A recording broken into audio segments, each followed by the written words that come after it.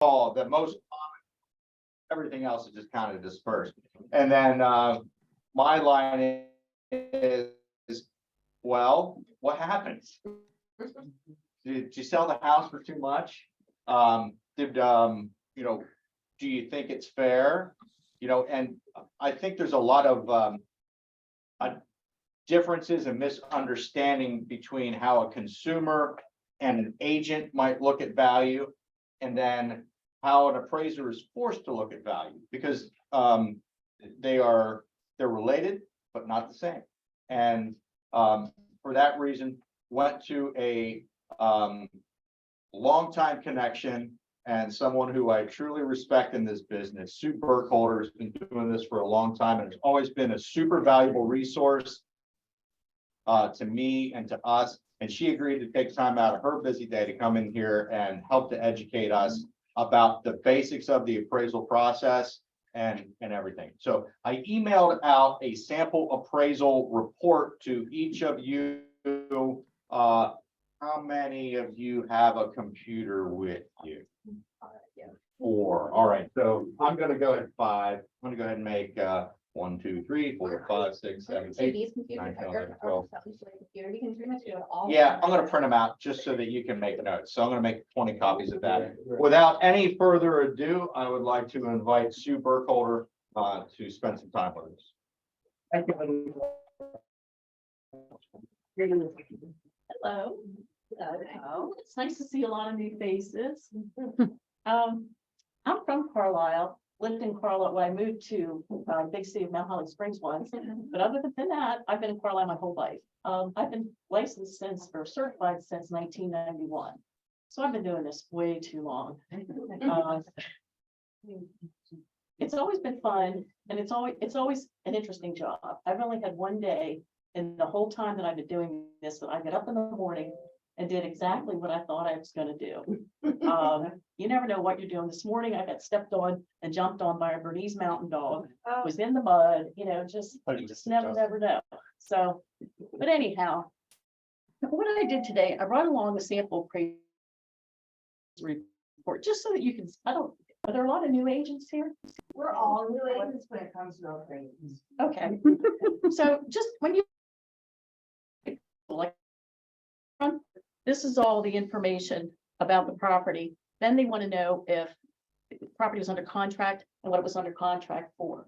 So a lot of times, and I've seen this just lately, whenever a property went on the market, if it was listed for 200 and it sold for 250, the agent would go back in and change the list price to 250. Don't do that. I mean, we all know that properties are selling for more, but the problem is you just told everybody in the world what you would accept for that property. So don't change that, just let it there. Then when you go down more section, and then we're into information about the subject. So basically they want to know if it has public water, sewer, you know, what's there, if it's in a flood zone, or if it's not. Down here, or, you know, they want to know more about the property. What style is it? What is it? How big is it? What are the room counts? And right here, I don't know if you can see this, but it says above grade room count. So if you have a bi-level and you can't walk out all 4 sides, that lower level is considered lower living space, not above grade space.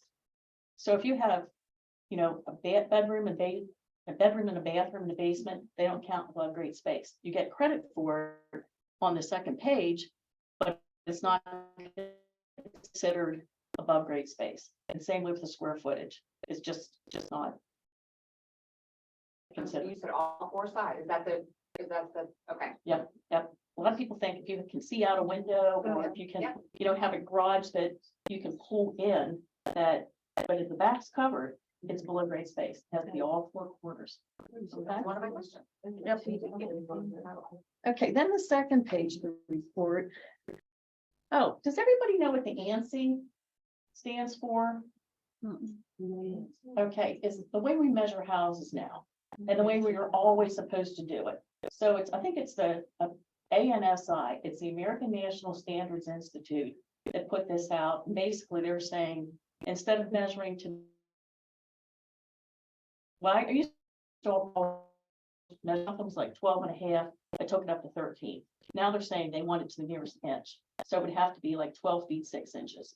If you have a Cape Cod in the second floor, and everybody knows, you know, dormers come down like this. So if you have a big knee wall coming out, the only area that you can count as gross living area is the middle, going from 7 feet out to 5 feet. Anything below that is considered down here.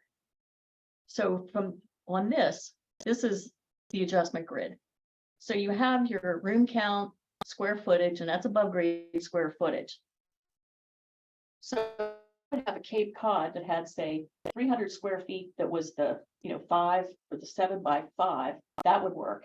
But then this area over here and the dormers over here, I would bring that square footage down here and just put ANSI measurement and then add that square footage in. And don't get panicked if you have a house that's like that, because I would use the same square footage adjustment here as I would down here. So you're still getting credit for it. And it's still in the room count, but it just kind of looks wonky because the way you have to do it. And every time I've had a house like that, I've called the agent and said, look, your people are going to have a fit when they see this, because the Molly list said it was 1,800 square feet. I'm measuring it at 14. And then they can explain how that works. So that's about it. One thing that everybody likes to see are good comparable sales. So in this, can you take that down just a bit? So here you look, this house was down in Mechanicsburg. All of my sales are within like a mile. Lenders want to see everything bracketed. So they want to see, if I have a 2-bedroom house, they want to see another sale that has 2 bedrooms. If I have 1 bath, they want to see a 1-bedroom house. But if you look at this, these are probably my best 3 comparable sales. But because I had to bracket it, if you can go up to the next, keep going, keep going, keep going, keep going, keep going, keep going, keep going, keep going, keep going. Okay, stop. So right here you look, the subject had 2602 square feet. So I had to use one bigger just to bracket that for size. And this one also has a finished basement. The lot size is just a little bit bigger. And again, everybody was happy with that because it was bracketed. If you have a house that has like a big outbuilding, they're just a nightmare to appraise because you have to find another house with big outbuilding. Same way with a log house. When you're doing a CMA, try to get a log house in there or something that's similar, because the lender is going to come back and tell us we have to get that.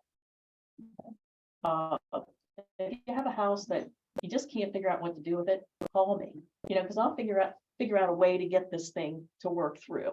Now, if you have a 1-bedroom house, say a 12,000 square foot 1-bedroom house on a private road with just a humongous outbuilding. Kitchen in the basement. Yeah, kitchen in the basement. Don't go to secondary market. Go to the Bank of Landisburg or someplace that keeps their stuff. That thing's never going to slide through because you're never going to be able to bracket it. The lender looks at this and they're going to say, out of here. We're not going to do that. So you wasted all that time. So just take it to where it should be. Another thing, when you look at comparable sales, I brought an appraisal up today. And this is just, I shouldn't say this.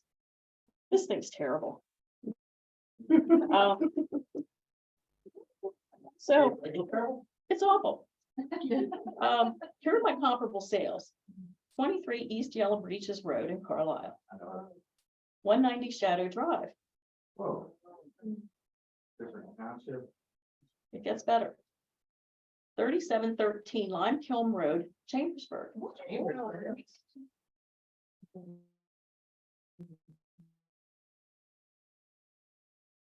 Better. 1312 639 Glendale Street. Where do you think the subject is? Very guy. I was gonna say the way you're talking is probably in like Perry County somewhere. Nope. Harrisburg. It's on Roxbury Road in Newburgh. Oh my God. For our York agents, Yeah.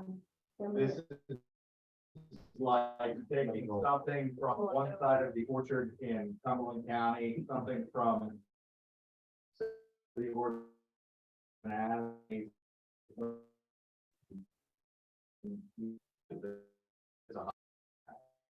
It's like Newburgh is like as far as you can go that way.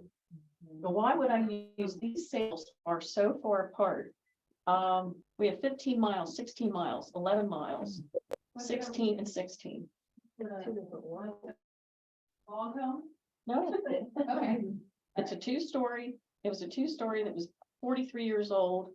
Had a couple outbuildings, 3,700 square feet on 3.17 acres. I don't get it. So why do you think the appraiser in that situation used the top? Keep the value down.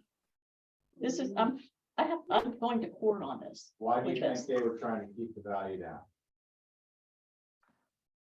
I don't know. I have a philosophy that a lot of times appraisers use comps that they've been in.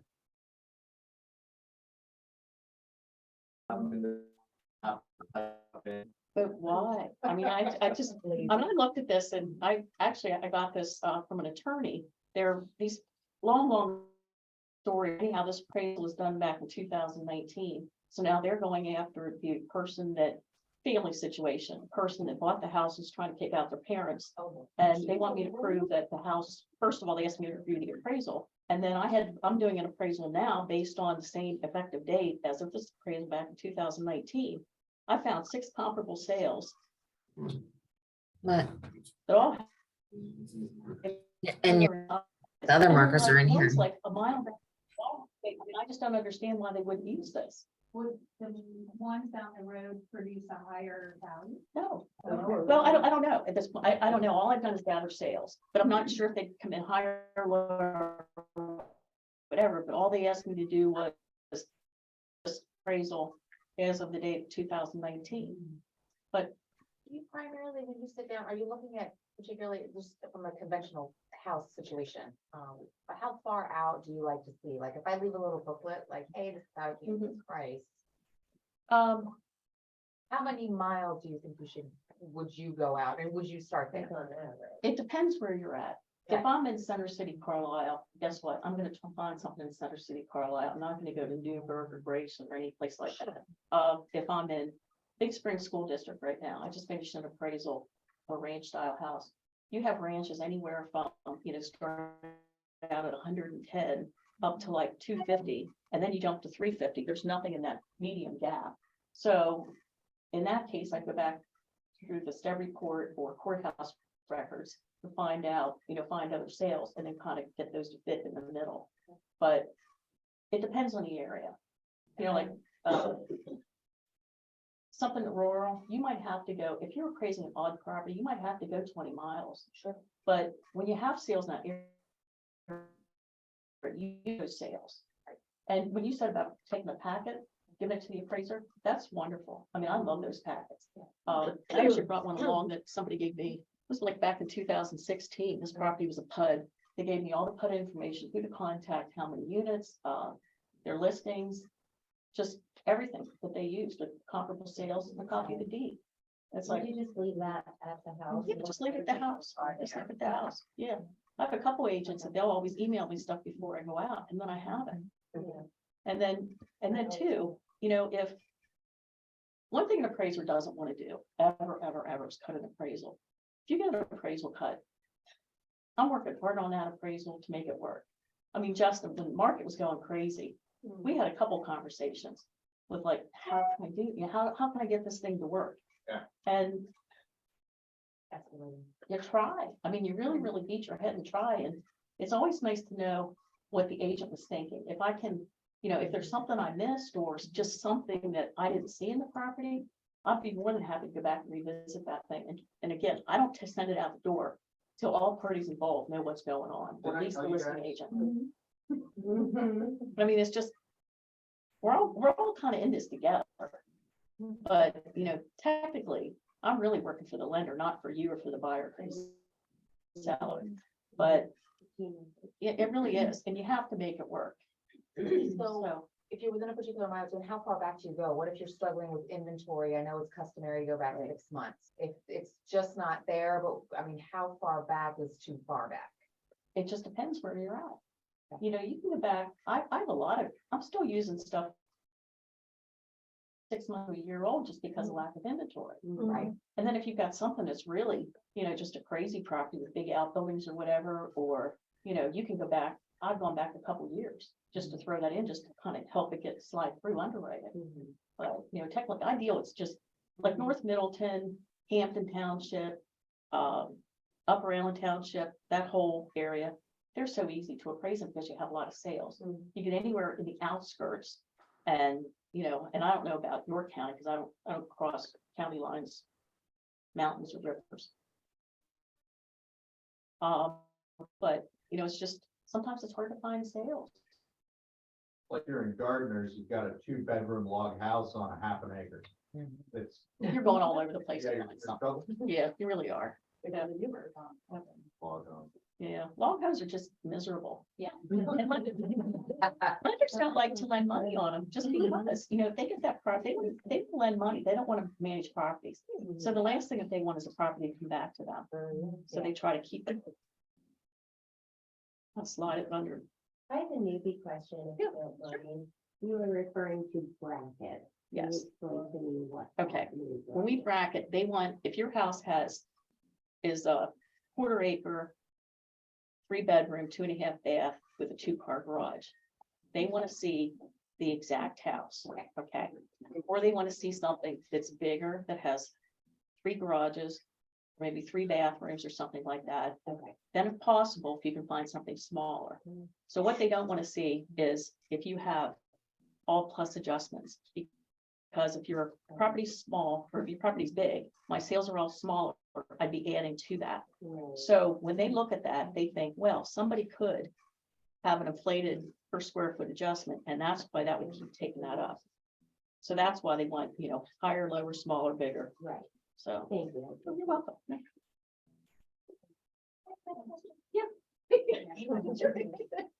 I had a house I showed last week Mhm. and it was in Greencastle.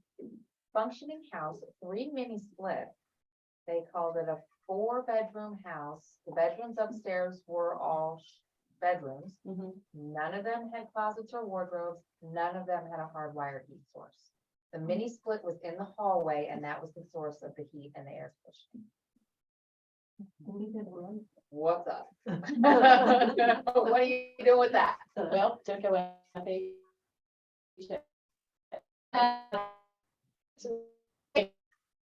Buyers, but as I'm looking through them, if there's no closet, and then there's no hardwired heat source, but mini splits have, they're getting more and more popular. They are getting more popular. But it's not it's- in the room. Right, that's where you're gonna run into a problem, is with FHA, I think it states that it has to be maintained a certain temperature for, with so many degrees, whatever. Okay. I would just call it because nobody wants to have all their bedroom doors open all night long. You know, you want to close something. Closet thing's not a big deal. Houses built, you know, I bet half the houses in Carlisle don't have a real true closet because, you know, or any of these older areas, you don't have to have a closet. Nobody would build a house like that today. So if you don't have a closet in a house that was built probably from the 70s up, I probably wouldn't call it a bedroom just because of that. What if someone has taken a closet and made it into, like in this case,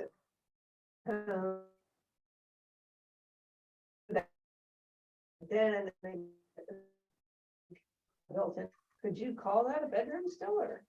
I'd have to see it. Yeah. You know, it just depends where it's at.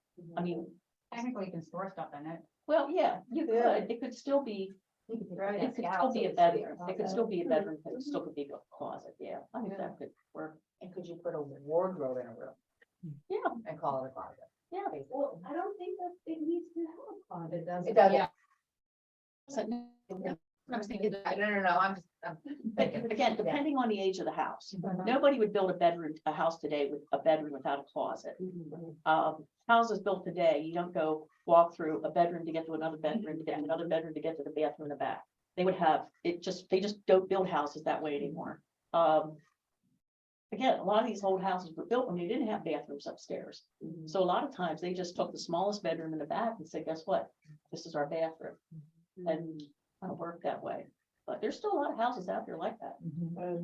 Yeah. Okay, manufactured homes. That's gonna be my question. But Through difference between a modular home versus a mobile home, because if a stick-built manufactured home can go FHA, but it's still deemed like less value. they do.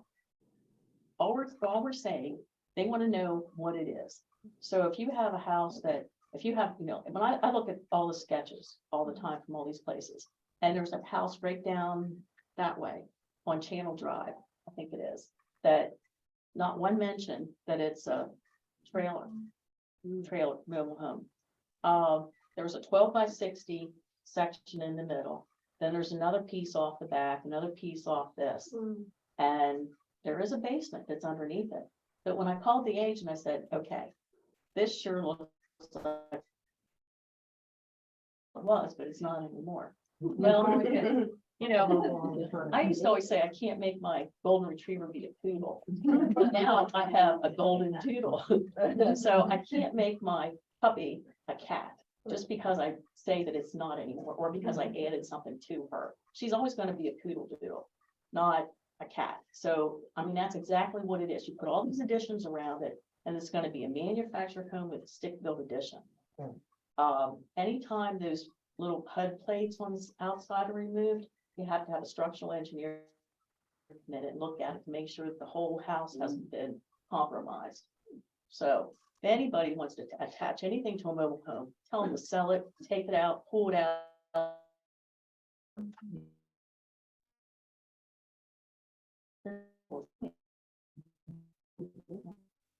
Can you still, are we at the point where we can use non-modular against stick built as far as comparisons? I thought we could. You can use modulars for stick built. I mean, in like, if I could pull comps, so like I listed, no, you were you might have been the appraiser on it. Property in, Carlisle, and it was a modular, not a manufacturer or mobile, but modular. And I used foundation newer and used it comps against that were stick built, not modular. Okay. Ideally, a modular is the same, it's the same house as when it's stick built, but it was built in a factory and Correct. brought out. Correct. That's it. The only way you can tell that it's a modular, if you go down in the basement, you look at that beam going through the center. They'll have a big, it'll be, like 3 big beams going down that are attached in the middle. And they usually have like the foundation post in the basement, but that's, And then a manufactured home is Right. different than a modular. Correct. Yes. Manufactured, That's got metal parts. Yeah, that's. They came in on a trailer. Mobile and manufactured are together. Yeah, modular, Man, I want a mobile. Think about modular, that. modular still built out of sticks. right, Manufactured, it's got metal parts. yeah, it's built on a big metal thing. It comes They on probably knocked the wheels. wheels off of it at some Yeah, point. they'll take the wheels off and, I mean, when you look at these property record cards, you can look at this and you know what it is. There was one not long ago that I even called it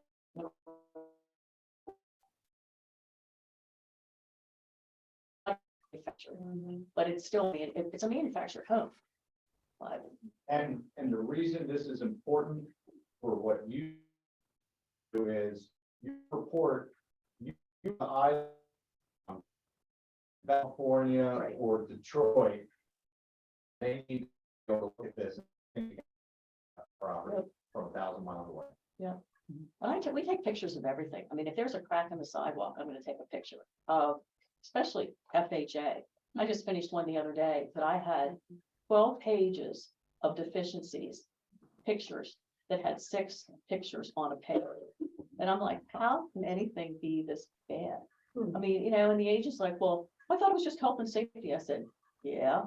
They had big cracked flagstone patio, just tripping hazards all over the place, peeling paint, even on the cupola. You know, and I'm like, gotta take care of it. I just had one that had the peeling paint over the front door steps, but he used severely. FHA didn't call it out. Really? Well, I'm going to. Oh, yeah. But I was shocked. Yeah, I that's was not, prepping my buyer like, yep, we're gonna need to, yeah, Was it built after 78? no. doesn't matter. If there's beer or peeling paint, it's gotta be taken care of. It doesn't matter if it's built, they changed that a couple years So it's not ago. a lead thing. Yeah, it used to be like the lead-based paint was the big trigger. Now it's not. If there's beer or wood, it's gotta be painted. So, Is that the termites or? Hmm? Is that because of termites or just weather? weather. Yeah. Yeah. But FHA, they want to make sure these people don't have to do anything to the house for a couple of years, that everything should be pretty sound and they should be able to just walk through and say, yep, put my furniture in and I'm good. You know, they don't care if you have 12 different colors of carpet, as long as they're all tacked together that you can't trip over. And clearly, those programs are in existence because of the great terms that are provided, because people typically don't have any money, so they want to put them out in a position where they're gonna be less risk Yes, walking into a, It's smart. it's smart. it is smart. But if you have, you know, if you're or the appraiser, yeah, because we're gonna call it repaired or have it removed. So I know FHA and whatnot, knob and tube. FHA doesn't care about knob and tube. Really? They don't care. As long as you have enough electric in that house to support the house, you're good. Problem is you can't get insurance with knob and tube. That's the issue. Even That's if the issue. it's on a, No insurance. it's not being used. If it's not being used, you're fine. You can stay. But if it's being used, you're not gonna get insurance on the house. But FHA does not say a word about knob and tube. Okay. It's just all, Okay. does so it it's support the okay. house? Yeah. Oh. And FHA would, used to be, the well has to be 10 feet from the property line, 50 feet from the septic, 100 feet to the drain field. A lot of municipalities now will go 75, can go 75, as long as you can get a letter from the municipality that's fine. So that gives you a little more options there. Is there a distance, for outbuildings as far as, let's just say, for example, we ran into this with VA, barn that was quite a distance from the house, but had chipping peeling paint on it. Is there a distance that would negate that, or could negate that anywhere on the property if there's chipping peeling paint on an outbuilding and needs to be addressed? Okay, But I'm not sure about VA. I'm not on their roster. okay. So, and that had, one of the gals in my office is an agent and an appraiser. And she had an FHA for a VA deal, and they didn't call for any peeling paint. So, yeah. So what is the difference between From a VA. VA appraisal standards and FHA appraisal standards? Oh, yeah, the debris pile. All I did, I took a course on VA one time just to see the differences. It's pretty much the same, just health and safety things. But again, I'm not really sure what all the requirements are. They just send it through a different portal, and it just seemed like something at this point in my career, I just didn't really want to deal with, so. I did. Yeah, from my experience. The VA FHA requirements are almost identical. Almost identical, yeah. There's really not much difference between both, the VA and they're pretty darn close. VA, except, the VA itself is the one that orders the appraisal, the VA itself, and the VA is the one that actually reviews it and approves their report before it goes back to the lender. So when we do a VA loan, it's not us saying, okay, we find an appraiser, do an AMC, we upload that information directly to the VA orders the appraisal, gets the appraisal, report goes back to the VA, they review it, and then release it to the lender. So.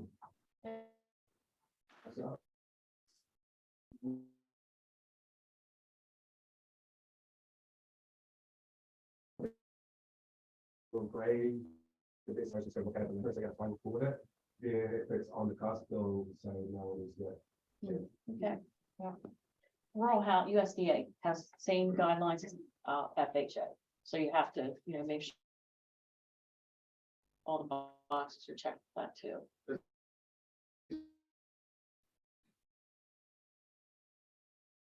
Rural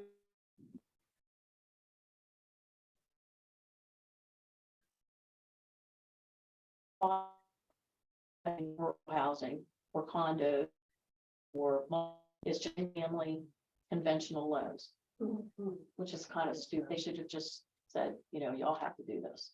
So.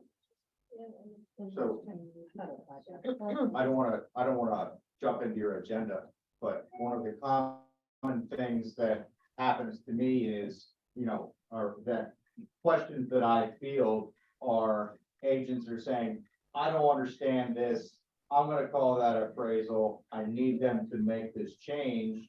And how is that received, you know, by the appraiser? Whenever we're calling and saying, I don't agree with this. Why can't you just go ahead and change that value based on that request? Okay. Yeah, why? You know, that's why I always call people, just to make sure everybody knows what's gonna happen. You know, if I'm gonna cut a report, I've already worked so hard on that. If you come back and say, well, wait a minute, did you realize that this house has this? No, I didn't, so I can change that, or something. If you cut an appraisal and you send it back to the lender, it's already gone through an appraisal. Does everybody realize how I get appraisals assigned to me? I work for a lot of appraisal management companies. When I do something for Members First, it goes through a company called United One. There's Appraisal Logistics that orders stuff for Members First. And there's collateral management. So there's like 3 companies that I can get stuff work from. Members. So anytime they order the appraisal, it goes to that company, then it goes to me to bid. Then I tell them, yes, I'll do it. No, I won't, or my fee or whatever. Then it goes back here then to here. Anytime, once I send that appraisal, it's reviewed by the appraisal management company, then sent to the lender. Then from the lender, it goes to the borrower. So that's when they find out there's an appraisal cut. So then the lender, the person, or whatever, you go there and say, hey, what can we do? So then the agent has to do, so the agent of value, they have to go through the lender to the appraisal management company, then back to me. So if you have stuff, if you know that you have an appraisal cut, get all your ducks in a row, get good sales, give stuff back to them, to, you know, your agent, they can do the reconsideration of value to be sent to the appraiser. But the best time to work with an appraiser, Is before the appraisal is sent. because you can't change your opinion just on a whim because of your code of ethics. I can't. And, you know, I mean, I tell people all this stuff. We can't make this stuff up. You know, we have to look at it, we have to look for good sales, whatever. But that's why I always call people and say, we have a problem, help me work on this. How many of your appraisals are reviewed by, go under review by, you know, the state or what, some other higher entity? I don't know. I had heard in the commercial world, at least 1 out of 10 gets reviewed for quality control. And that once you use a property as a comp Right. for comparison purposes, you consider that a condition of 2, a quality of 4, or whatever, you know, whatever your Q and your C ratings are, you can't change that in relation to the subject, right? Can you talk a little bit about Sure. the Q and the C ratings that you put in a report? Okay, so right here on your appraisal report, these are brand new houses. Wait, that one's 7 years old. So if you see a C1, or is that 2? C1, that's brand new, brand spanking new. C2 is a house that's newer, that really doesn't have a lot of depreciation. The quality, the Q3, and do I have the whole appraisal there for you to look at? Yeah. Okay, so there is a page. I think this is the same thing. Back here, that tells you all what everything is. So that's how we have to rate these properties, okay? So anything that's a C5 or below, will not go through Fannie Mae. It won't be conventional. They'll take it out, because it's definitely handyman special, needs a lot of work. But, so that's how that works. So whenever I do an appraisal, my software, if you can go to either of these, you just keep flipping. Oh, yeah, this is perfect. So my software, if I type in that address, there's a little box that pops up there, and it's going to show me every time I've used that appraisal or that comparable sale, and it's going to show me the ratings that I used. So like when they're real busy, you never hear from the underwriter. When they get not so busy, that's when they start nitpicking stuff. So if I use this one time and I said it was a Q2 instead of a Q1, they'll come back and say, wait, you did this report before, and this is what you did. And you're like, okay, maybe I should have done that. Or if the basement square footage is off, if it's a big difference, they'll come back and want you to, explain why you did it and how you did it. By levels, if you're back to that, if I'm appraising one is totally above grade, my comparable sales, I'm using both levels. At one point, I may have used that comparable sale as comparing it to one that you couldn't walk out the basement.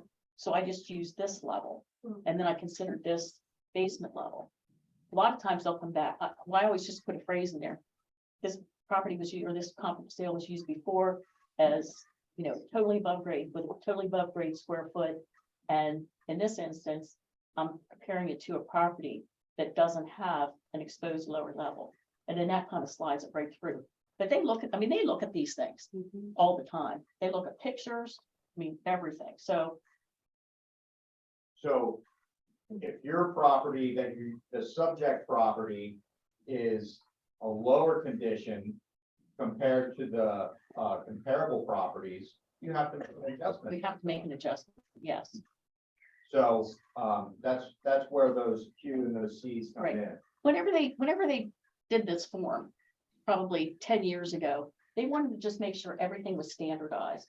So that's why they gave everybody the same things to use. Instead of somebody saying, average to good, it's a C3 or C2 or C4 or whatever. And that's why they did it. So it's easier for underwriters to look at. So one of our agents at home is asking, does school district ever come into play? For example, a home that's in CD being compared to a home across the river in Susquehanna, close in distance, but opposite side of the river, CD in Harrisburg for that matter? Or does it always just boil down to closest distance? I would not use something from CD to Cumberland. Cumberland Valley, you have enough sales there that you're not going to have to look very far to find your sale or to find good comparable sales. The only reason you're doing that is if you don't like the value that was put on this house. So you're comparing it to something. You'd rather stay in the school district. Just try to stay where you're at. Yeah. So let's talk about neighborhood and how you define that. Because you're gonna pull your comps from what you consider to be, a good set of comparisons. How do you define that, with regard to rivers, highways, other natural barriers? Well, you just kind of look at where you're at. Big Spring, again, is one of those that runs down, everybody's familiar with Cumberland County. It runs from the top of Cumberland County to the end of Cumberland County. It's just that middle section. So I might have a really good comparable sale that, it's in the same school district, but it can be far away because that's such a big district. Now, if I'm appraising a house in Carlisle Borough, agents and people are familiar with Carlisle, South Street's a perfect example. You go East South Street towards Leechworth School, it's one side. Hanover runs down the middle, and you've got West Street here that goes to Dickinson College. Once you cross Hanover Street, those values go down towards Leechworth. The other side, the closer to the college, the values are higher. So if I'm appraising something there, I am not going to cross Hanover Street unless I absolutely have to. Just because the neighborhoods are different. Is there any way to give a plus or minus for that? If you have Oh, to use well, yeah. you can do that. But you just have to find the best deals out there. That's what you really need to do. If you can't find anything, then that's when you go back to, if you have a wonky property, that's when you go back to something that you're just all over the place. So, Christie, So can we talk about house styles and let's just. I have, by. high level. We have raised range. So I've got a Cape Cod, what did I do coming up soon? So am I looking, are branches permissible? I would go with a 2-story before I go with a Cape Cod. Or like, yeah, and I have some of that in there too, but there's a couple of branch, as far as like, because the Cape Cod's got the main floor living, Okay, going upstairs and stuff, but you can live on the main floor just as you would a ranch. probably ranches cost more to build because you have to go out Right. and not yeah. up. I mean, it's cheaper to go up than out every Right. time. So I would try not to do that. Yeah. If I'm appraising a Cape Cod in some Perry County for some reason, and I can't find anything, if it's on 12 acres with a big outbuilding and, whatever. If there's a ranch that's on 12 acres that's similar in size, I'll just throw that in just to give more support to the value. But, ideally, you try not to do that, but you can. So the Crystal Point by level to by level? Yeah, I would do bi-level to bi-level or raised ranch, because you can't compare it to a 2-story. Because, your 2-story, you have a basement under that, so you have no basement. But that's what I would do. I have a question, so this is all, I get it. Very tricky thing that you guys have to do with property types and all the little extras. One probably might have it and others don't. But the first, most important when you're trying to get comps is the style of the home, the proximity to all that together.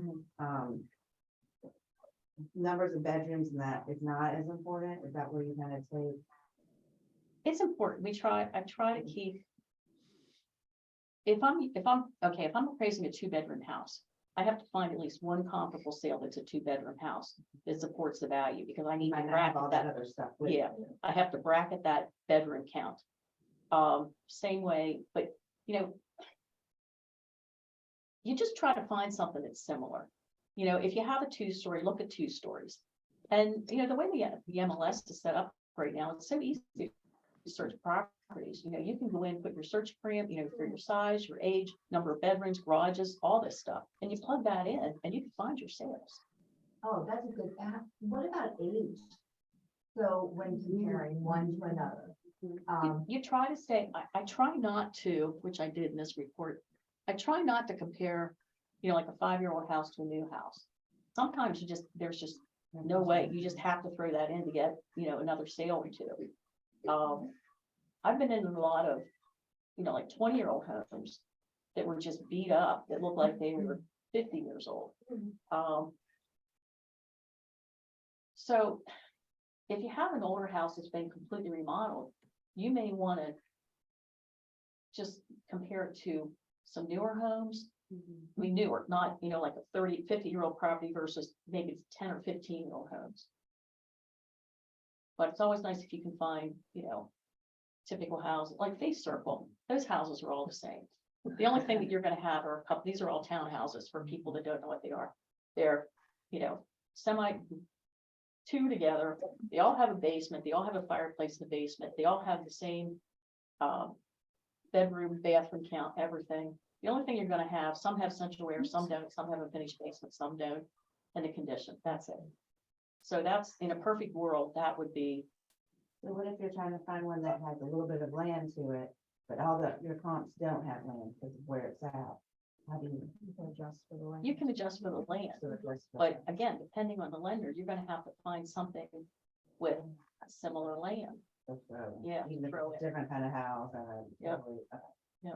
And is there a general rule of thumb for different allowances and differences? Like if do you find a very similar property and it doesn't have a garage, but your property has a garage, is it, 5,000 Yeah, I always wondered. per 1 car, 10,000 for a 2 car? Like, is there a For formula? garage Yeah. spaces, for garage, there's really no formula we'll just make it up.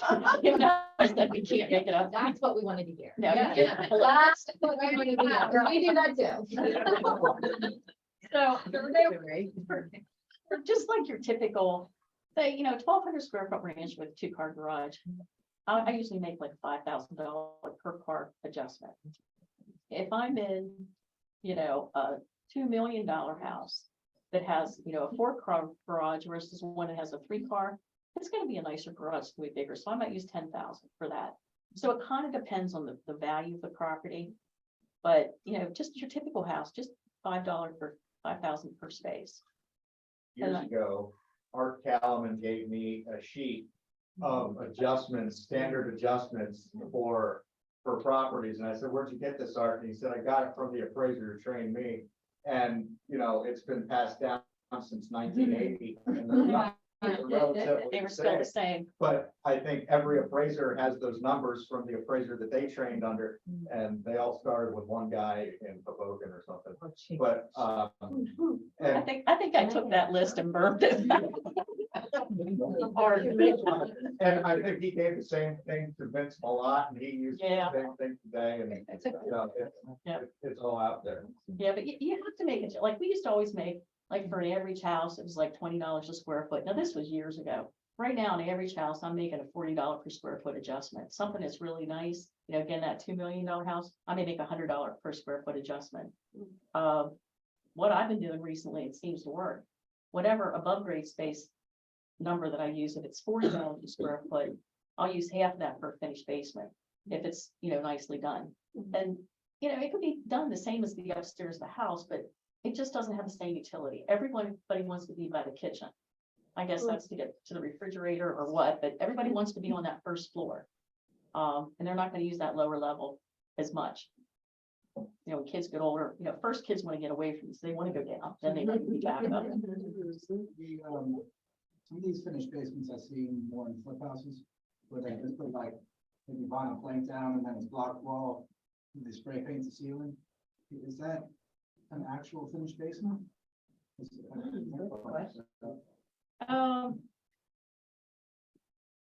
Kind of, sort of.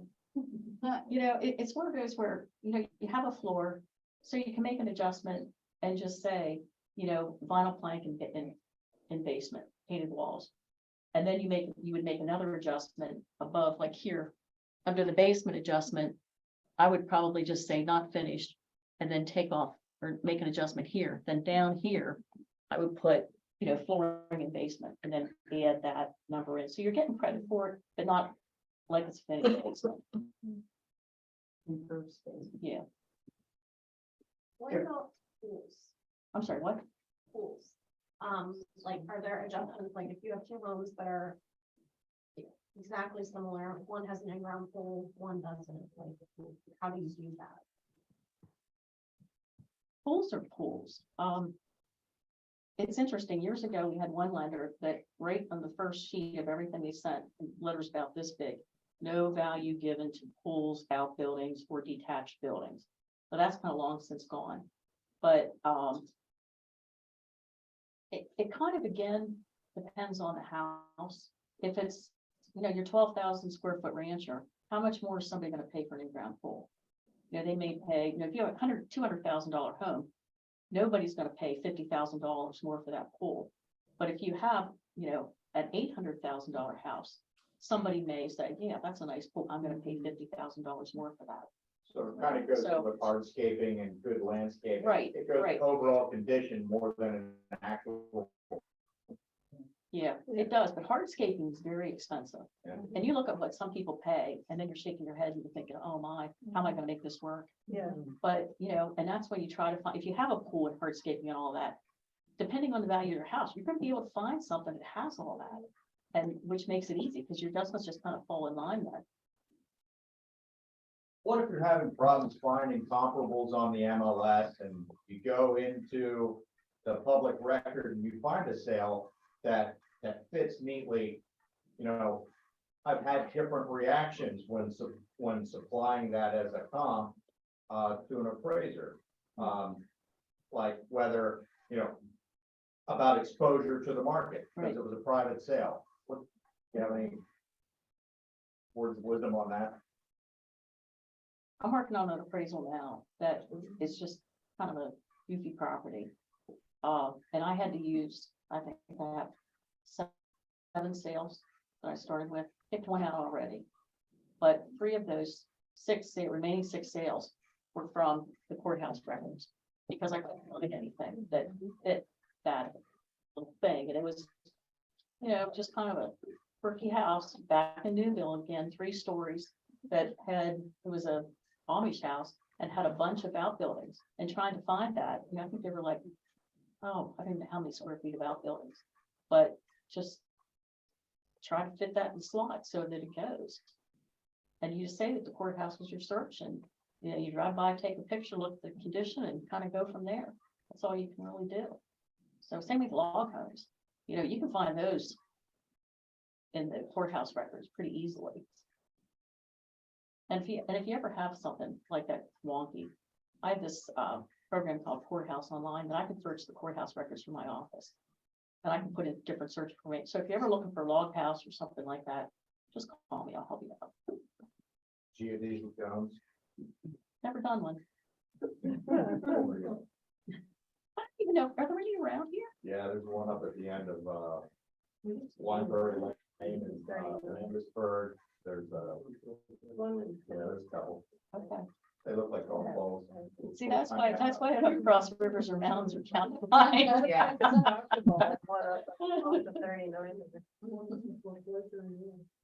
Really? Can you talk about, mentioned with FHA, the insurability versus your appraisal? Can you talk about the effect that, like, something like flood zone has on using for a comp, or, it's on a mountainside in a landslide area? Like, how much are you adjusting for those? You can make an adjustment for, like, if you don't have anything else, or if your subject isn't a flood zone, you just try to find something. Just one I did, it was in Marysville, it was still Cumberland County, it was in a flood zone. And I just went up and down the whole, Perry County, down the whole way down the river until I finally found something that was in a flood, that I knew was in a flood zone. And just through that comparable sale, and it was, I think, like a 2-year-old sale, but it worked. So as long as you compare it to something, if you in a flood zone, say if I could find a house that was right up against a railroad track, or right up against 81 or the turnpike or something like that. That's definitely kind of a wonky location compared to one that's not, it doesn't have that deficiency. So you're trying to find a pattern that works. Right, Just right. make it. What do you do about green and environmental solar? For good sales, but you just need one to take care of that one issue so that they can bracket it, so that they're, if I make 5% adjustment for that, they may say, well, we don't think that's high enough. Or, they could just stop the loan, they could come back with comparable sale. A lot of times the lenders will come back with comparable sales and say, why didn't you use this one, or this one? And I'm like, well, I didn't use that because, I'm appraising a 2-story, this is a 1-story. This property really wasn't a 3,000 square foot house, it was only 2,000 square feet. So Sue, one of our agents at home asked, what do you do about green, like solar panels and things like that? How do you? has anybody seen an increase in a property that has solar panels? No. Okay, that's no. I can't prove it. Well, so It's okay. I used to sell solar, so we just had this conversation yesterday. So, and this was given to me from one of the higher ups of the company that I was working with. And they said they pulled from the National Board of Appraisers or whatever the association was, and said that there was, and this might have been another more popular in other locations where solar was so prevalent, where here it's not nearly as prevalent as New York, New Jersey, it's not. Maryland. It's right? really not. I don't think it is. I haven't been able to find any houses that appraise for more. Same way with generators. How do I know that? I know they're expensive to put in, but I can't support a value for that because I can't prove it. So you can't sell these things. Yeah. So to be able to use something to make an adjustment on it, you have to have enough adoption to be able to do a matched pair analysis and say, I can say with some degree of certainty that this 1,200 square foot rancher without, I have this 1,200 square foot rancher with, in very similar condition, sold for 5.5% more. Right, then I can use that, but I can't find it. Right. We just don't have enough sales here Yeah. that are gonna prove that, Right. you know, and there aren't a lot of solar panels out there. Not yet.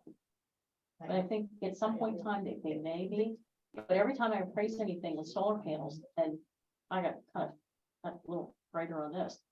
The lender comes back every time, are they leased or are they owned? Right. Because that's an issue, Brett, I don't know what they do after that, but they asked me that, so. Fun part about that is that lease is probably a 20 or 25-year lease. There's a lien on it at the prothonotary.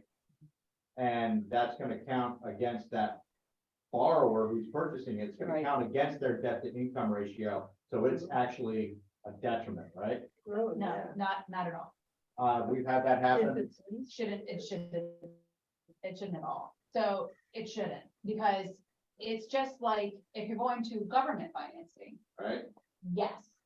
Just like they would hold any type of utility against them, because it's a utility. Right? So, But this was a lease. yes, so at least technically what should happen with, and I could go into like a long. Probably not, I'm sorry, you're not, but they should lift that UC one filing off of their, One day record. yeah, yes, for them to record and then put it back on. That's how that was designed to work. Most people just haven't figured that out yet. And that's why a lot of solar companies are food. And they're transactional or their transfer of solar leases. But just like how the utility has no, they're gonna have to pay for your electricity no matter what. Right? Regardless of whether or not it's to the solar or to the med ed or, you know, right? So in a situation where they currently wouldn't use utilities against them to garner debt to income ratio, it makes, they're not going to use the solar because it's a utility. And we have a topic for a whole nother session. Yeah, I'd be happy to, I know. We'll do lunch and learn. I'd be happy. I mean, it's great when they're owned, like, when they're leased, my, like, parents call it. Doesn't it get for us? So you pay it a little bit here, but by the end, you're saying. Right. I don't know, I just can't figure out any adjustment for I'm those. like, really, Yeah. see that. Yeah. We may have covered this already in all this, but let's say, so Brent, like, one of those great old houses in the Carlisle, South Fifth Street, for instance. Good shape, 1900s, you know the house, like layout. Okay. This particular one is on a pretty substantial piece of land, and I'm not, you know, it's years away from being listed, but it's one of these things where they were like, well, why would you only, you know, and I'm looking at, there's enough of them, right, in similar conditions, in the proximity, in the borough, and, you know, to find sale, but for the land. So what would my conversation be from an appraisal standpoint? Well, this says almost an acre and you know, the rest of them are on like a quarter. You make adjustments for that. Okay, But, you know, could I add an ask selling price and not set this seller up for failure or an appraisal down the road?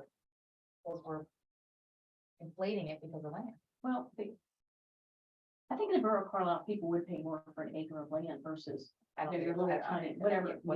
It was a decent. Right, deal, your but yeah, tiny little strip. Yep, So you yep. can make that. And again, you know, you need to bracket something, so you'd have to go somewhere where we could find similar land and just for land, and just, like, okay, yeah, Yeah. if you could just find a house just to bracket that.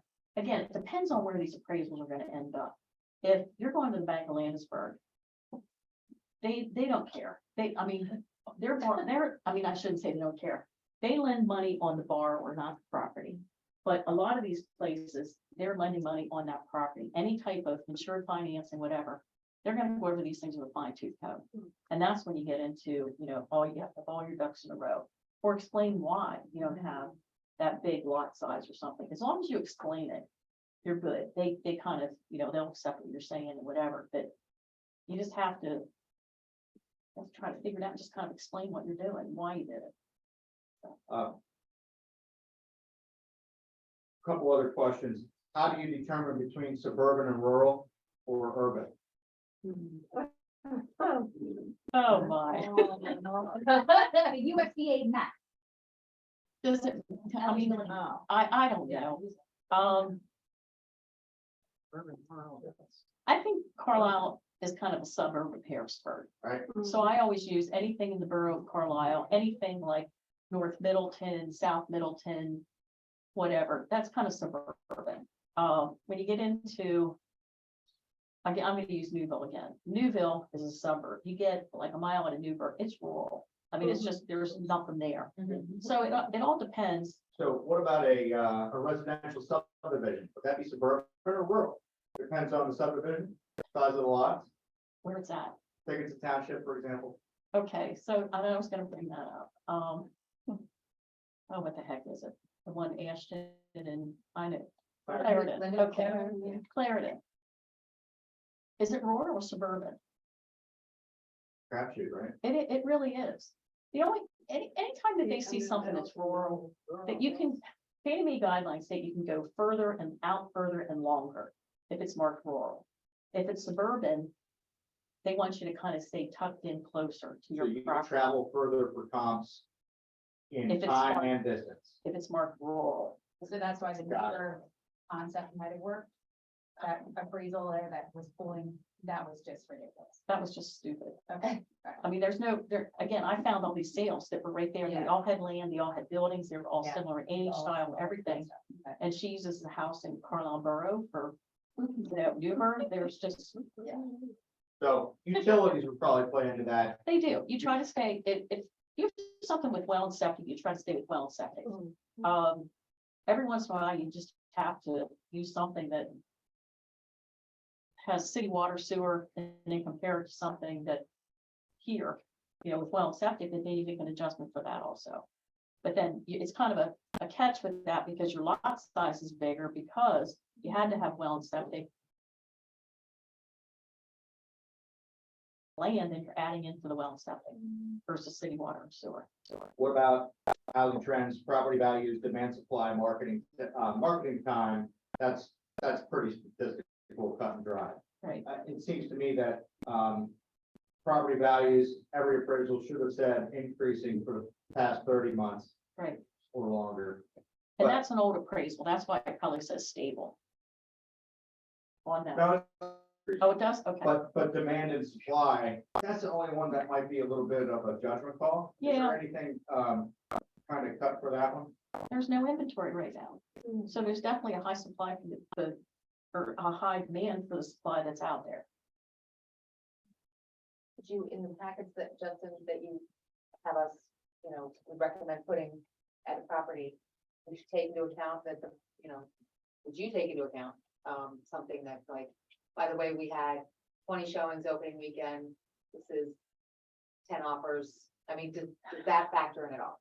I mean, that's slowing way down now, but it. It kind of, I have a is it lot of something those. where it's I like, Yeah, I got a whole bunch of those. And I get it, but at the end of the day, the problem is something, my sales that I'm using sold a month ago, even if something settled today, it probably went under contract a month ago, or, if it was a year ago when crazy stuff was going, the market had already changed from the time that sale sold. So the only thing you could do was do like a time adjustment to get that property up to here. I've had new construction that, Charter Homes names for this, I don't know if anybody's done charter houses. They'll put it in the MOLI list, put it on, and as soon as before they even started to build it, as soon as they get it under contract, it's withdrawal. So it's on the market for, say, 180 days and settles tomorrow. I was making time adjustments for those because they had been under contract for so long because it was a new build. And, as long as you can explain what you're doing, most lenders will say, yeah, that makes sense. And we'll again be coming off of this in years to come, but when I'm looking at comps, I look at what it was originally listed for, not what it closed at. Like, make room for escalation, like, am I looking at the escalated price when I'm looking at close? You're looking at the sale price. Okay. Yeah, the closed price. In any appraisal, right here, I have the sale prices up here, and then it says courthouse LP, that's what the house was listed for. Okay, And that just lets everybody know what, And that's why they don't change the list price. Don't in the change- MLS, well, because then you have. for you, don't change this price because again, Yeah. not all deals go through. Right. And then everybody just knew that, you know, they're like, hey, well, I bet they take this for it. Right. I mean, I don't know why you do that. Right. Right. Lancaster County people do that, agents do that all the time. I don't know. Most of them are telling me because of the appraisal, they wanted the appraiser to see the escalated amount, that's the offer they got. But you can get it when you. I said the same thing. Get it on- But Yeah. if an appraiser wants to go back and, you know, and make an adjustment for time, and they see that every house just sold for 100% of what it was listed for, Right. then that time adjustment doesn't mean much. However, if an appraiser looks back and sees that 75% of the homes sold for 110% of what they were listed for, it's now an easier case to make that adjustment for time. It truly is. Are all appraisals doing adjustments of time? If they're. Good. if they're- Some aren't.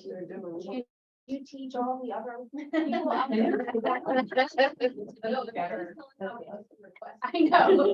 We're like, Well, and it's different, right? Spring market is different than whenever everything's, It is. I had a house that I just finished yesterday, and this was actually for a church. It was their parsonage. And it's that, so still coming in at like 270, 280. Then I had one that was 318 and 369. And then I threw in another one. Then I threw one out, and I still had, I liked the lowest one and the highest one. And then I started looking at these things again, and one just happened to butt up to a railroad track. The other one, had a real nice building. And then I started calling agents, and I said, okay. And it just so happened that the two that were the lowest sold back in February and March of last year. And I kind of came down with doing the time adjustment a little bit, just because when interest rates went high, the market just shut down. So I called 3 agents and I, what do you think about this? And I, said, hey, the only thing that I can find is a 5% difference between these two and these two with everything else. And once I did a time adjustment and kind of wiggled a couple other things around, they were all within like $20,000. And I just said, okay, I like this one and this one because I sent the appraisal out the door. But you just kind of have to look at it and say, does this make sense? And if you have that big of a range of sales, you can see if you need an adjustment or not for time. But a lot of appraisers don't even know how to use a financial calculator. You can't just use a 5% adjustment for your sale. So if I have one that sold 6 months ago that I want to make a 5% adjustment, you just don't take, 5 times 300,000 and come up with your number. Versus one that sold a year ago that 300,000, 5%.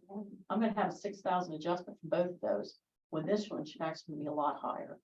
So learn how to use if you're going to do that, get a financial calculator, and then you can actually do it because it amortizes over the month, each month, not over a year. You know how to use a HP12C, I bet. reverse Polish notation. I can't use a regular calculator, so I'm so used to it. If you haven't learned reverse Polish notation, schedule some time. It's fun, Yeah, we'll it's figure real it fun. No, my goodness. Just trying to think of anything else that, That's pretty good, that's a pretty good look at it. Anybody else have anything that's? So I love that all these calculations are happening behind the scenes, but what would you say if you were us, and your client says, oh, isn't it funny that it appraised for exactly the sales price? It happens all the time, and so it does, I feel like, It's- okay, I need to validate the appraiser at this point. it's What should we say? it's easier when you have a target number you're trying to hit Mhm. than one that you have no idea what you're trying to get. The one that yesterday that I made the time adjustment, it was just for the church. And they didn't care where it came in at. But I'm sitting here looking at this and I kept thinking, this just doesn't look. But sold for 200,000. One, guess what? 100,000 works for me. you know, unless there's something that really jumped out and sale. I mean, I always try to use like 2 or 3 and say, hey, I like these 2 because they were located on the same street, they were the same size and room count, and that's why I used them, or they were the most recently sold. And, you know, in our office, we'll sit there and it's like, okay, now what am I gonna put in this report? I have no idea which sale I like. And Beth's always like, make something up, you know? Just- Well, and if you have a target and then an agent has provided some comps as Right. stepping stones to show the logic to arrive at that price, an appraiser can say, okay, that makes sense. Right. But if you leave somebody alone to wander around in the wilderness and grab at whatever comps come up, then the likelihood that they're gonna have the same exact pattern as you is pretty limited. The chance that they're gonna pull the same 5 comp, Right. you know, is tough. And when you're working with out-of-town appraisers, they have no idea what, I mean, unless somebody's really, really good and they do a whole lot of work, but I don't feel confident. I don't do Dalton County because I have, you know, first of all, I don't cross rivers. But I just wouldn't feel comfortable or confident doing that because I don't know the areas. And I always go back to South Street, difference between east, south and west, south. It's just the world of difference. So, you know, but when you have out-of-town appraisers like that, make a packet for them. And at least then, you know, if you do get that call from me or somebody else, you can say, well, this is what I used. And as long as you have good sales to support what, you know, you thought it was gonna come in at, you're okay then.